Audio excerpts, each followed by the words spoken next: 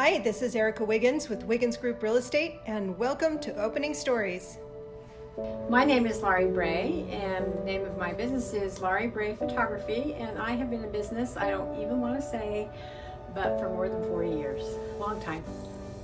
Really, I feel like my specialty is finding beauty in ordinary things, whether it's a family picture, wedding, headshot, landscape, a flower, dirt in the road, whatever it is. That's my focus when I start shooting pictures. A few years ago, I put my images on posters, and people love the Sugar House neon signs, so I have sold lots of those, and by the way, you can buy them at Commerce and Craft. But I also put landscape pictures on them. These have been really popular. They make great gifts, and people love Sugar House pictures.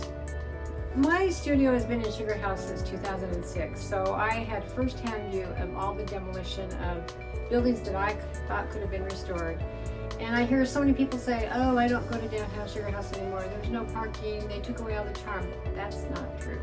It's such a beautiful community. I have never had my business in a community where I have felt so connected to the people. I almost want to cry because I feel like Sugar House is a living entity. It has its own personality, unlike all the other places I've had my studio. So please still visit Sugar House. Two of my biggest influences in Sugar House are Lynn Olson, who used to be a trustee on the community council, and Soren Simonson, who was our city council representative. Because of them, I became involved in Sugar House, and they really helped me look at this whole community in a new way. So one of the things I've been working on this past year is a timeline of historical pictures of Sugar House. Here's a great one from Southeast Furniture.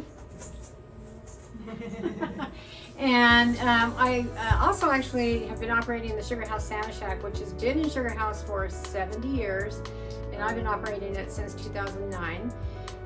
But we have a timeline you can come and see. We've talked about putting these pictures in a book, and it's really fun to see the history of them. There is a new site called the Living Museum of Sugar House, and I did a takeover a couple weeks ago, and I posted lots of historical pictures there. So that's on Facebook and Instagram. But you can also just reach out to me on Facebook or Instagram, because to see them in person, the timeline itself, the whole physical giant, that's a lot more fun to see in person, and then I can explain things to you as well. So there are some things online. When COVID hit, at what point did you realize that this may be a threat to your business? Almost immediately. All events were canceled. People were not taking family pictures. My first family picture was June 19th, so I didn't work for a long time. Yeah, it's been really tricky to continue to work.